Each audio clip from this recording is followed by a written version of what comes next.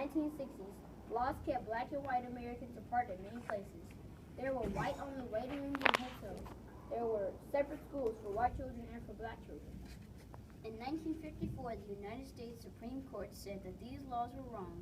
Children should not be kept apart because of the color of their skin. In 1957, in Little Rock, Arkansas, 9 black students were chosen to move to the high school for whites. They became known as the Little Rock Nine.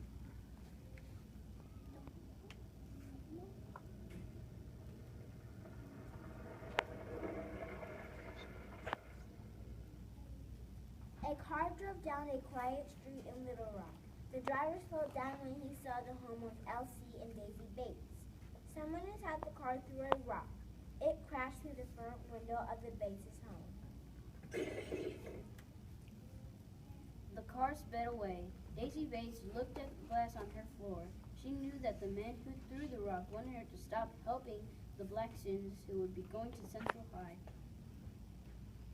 I'm not scared. I'm going to help in the laws that keep blacks and whites apart. Central High had 5 floors and more than 2,000 students. Now 9 of them will be black. One of them was Ernest Green. This would be his last year of high school. He wanted to graduate from Central and go to college. 6 of the other students were in 11th grade. Minnie Jean Brown was lots of fun, and she liked to make people laugh. Melba Patillo was eager to start classes at her new school. There are 5 floors of opportunities waiting at Central.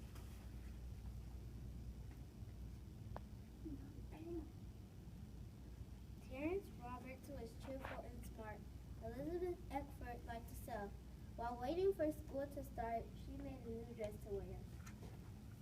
Thelma Methershed was small and thin. She had a big heart, but she had a strong mind. Gloria Ray spoke quietly of things that were important to her. Jefferson Thomas and Carlotta Walls were in 10th grade. Jeff had been the fastest runners at his old school. Carlotta was on the student council. All 9 students were well-behaved and hardworking. They were excited about going to Central High, but they knew that they wouldn't be allowed to join the school's teams and clubs. Ernest worked to encourage the others. Oh, we can only go to class, but even that will be something. Many white Southerners didn't want to see black children in school with white children. Some of them complained to the governor, Orville Faubus. On Labor Day, Governor Faubus spoke on radio and TV. The people of Arkansas are opposed to integration. I ask that no African American students attempt to attend Central. The school must be operated as it has in the past. A crowd gathered at Central High the next morning. Soldiers with helmets and guns stood around the building. They looked as if they were ready for war. Only white students went to Central that day. The black students stayed home. They did not want trouble, but Central was supposed to be their school too. Mrs. Bates called all the students except Elizabeth. Hello? Thelma, this is Mrs. Bates. Meet me in the morning on John Street near Central High. We'll walk to school together. Elizabeth's family did not have a phone. Miss Bates would try to reach her the next day. 7 of the students met as planned. They walked with a group of ministers.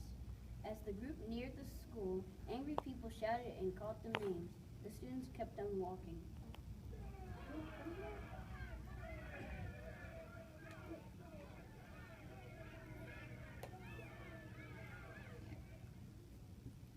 When the students reached the soldiers, they were told that they could not enter.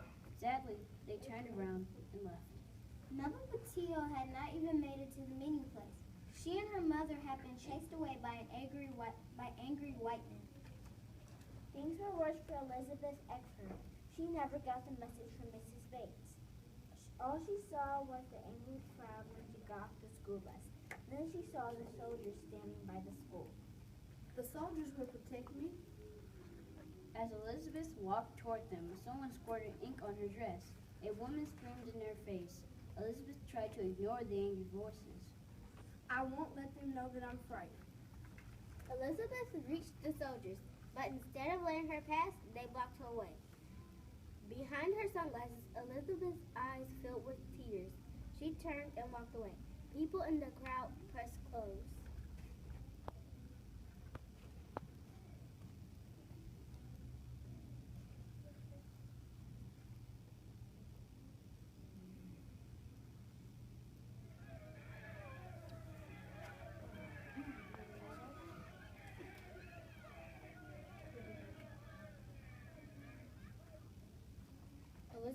saw a bus stop down the street. She made it there and sat down on a bench. I can't let them see me cry. When the bus came, a woman stepped forward to help. She rode with Elizabeth to where her mother worked. The soldiers kept the black students at Central for weeks. The students did their schoolwork at Daisy Bates' house. It would have been easy for them to go back to their old school, but they knew what they were doing was right. Then one day the soldiers left. What will happen next? Get ready to go to school. On September 23rd, a crowd waited by the front doors of Central High. Police officers led the black students to a side door.